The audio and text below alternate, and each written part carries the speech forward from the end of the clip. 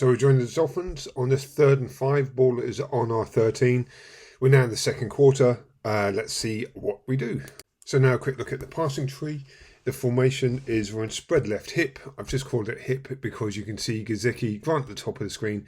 Gesicki is closer to the line of scrimmage, closer to the tackle.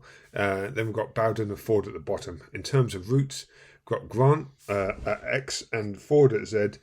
Both are running the fade route.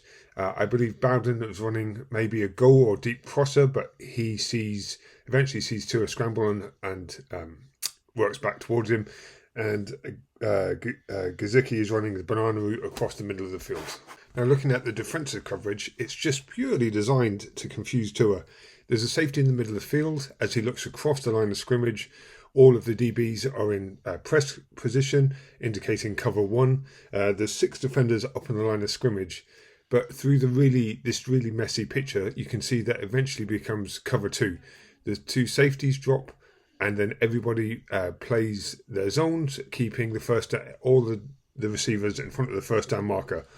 And we'll look at how that affects his play calling now. Look at how the play call works out against the defense. Again, just want to talk about coverage being disguised. Safety in the middle of the field. So we've got press coverage here, press coverage here, press coverage here. We've got 6 defenders up on the line of scrimmage. In terms of coverage, it's either cover 1 man or it could be cover 3. Now, for it to be cover 3, you'd expect this DB and this DB to drop back, and so 3 safeties across the top and everyone else zone underneath. However, as we run the play through, during the cadence, everybody starts to move. Now, this drop off, this safety is trying to get back into his cover 2 safety position. This safety bails. Now, come on, Tua. Now, we've got to be thinking play calling here.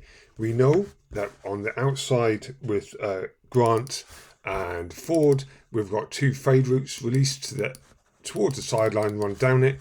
We've got Gesicki in the banana, and we've got Bowden here. I think it was going to run a deep crosser, but we'll talk about that in a second. And let's not forget, we've got Gaskin who releases into the flat as the safety valve. So now let's have a look at it. We've got Ford actually. I want to look at this route for a second because he beats the DB. We talk about running through the zone. This DB has let him go because now he's the responsibility for the safety. But that's the only route that's open. Everything else is covered. At the bottom, we've got Ford who hasn't run. Sorry, I hope I said that was Grant.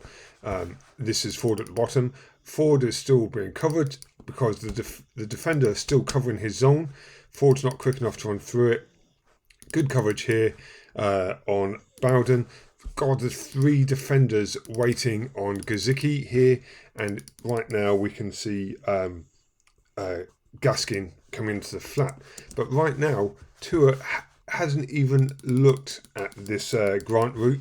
Everybody else is covered. The pass protection breaks down. We'll look at that in a moment. This should have been on. I know that Grant's had some drops, but I just want to give credit here to Bowden for now. Tua is under pressure here. He can feel this tackle dropping back onto his feet, so he decides to scramble. In credit to him, his eyes are still up, but Bowden here breaks off his route. He can see Tua's in trouble. Now he works back to Tua. This is really good, smart football. Works back to Tua. Unlucky here. Now let's just take a look at why pass protection broke down. So from this film, we can just see it's a 3-man rush, 2 defensive ends and a nose tackle with number 99 thrown into Spy. The Spy in this case is going to be responsible for wherever Tua goes, he's going to go, because in this game, Tua has shown the ability to run with the ball. Just going to say a little part of me died on the inside when I saw that a 3-man rush got pressure on Tua. Hopefully the change in the O-line coach and coordinators is going to help with the blocking flexibility for next year.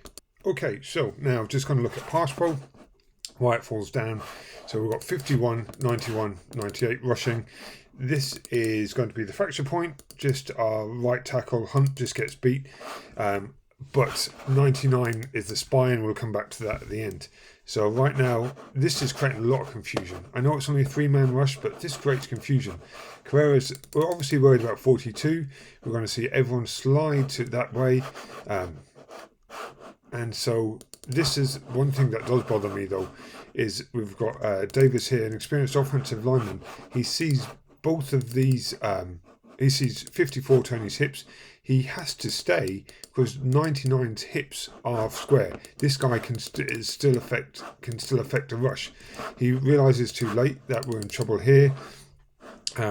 This is what we call long-armed. Hunt has been long-armed, despite, this is a penalty unfortunately, but despite he's got his hands on top, the defender's got his hands underneath, he's being driven back, his body position is good, this is all over. Now I would like to see Davis just come and wipe this guy out, but he's late to the block. You can see here that Hunt has basically landed on top of Tua, and despite it being a pancake, and I'm frustrated that's pancake because it's really poor technique, Tua's had to scramble. So if we just watch this in real time, you know, let's just keep an eye on Tua now. He's going to snap the ball any moment now. Here we go. His eyes are upfield. He's not waiting. You know, this should not happen in the pros. We've got 2-on-1. Tua's, listen, he's done a good job here. He's kept his feet. He's got his eyes up. And this is the spy here that we mentioned about. So again, one last time, but we're just going to watch Tua versus the spy. 99 again, hips are square, playing it well, sees Tua scramble, comes up, good open field tackle, better, you know, good effort from Tua, but really the fault's not on Tua here, the fault's on our offensive line.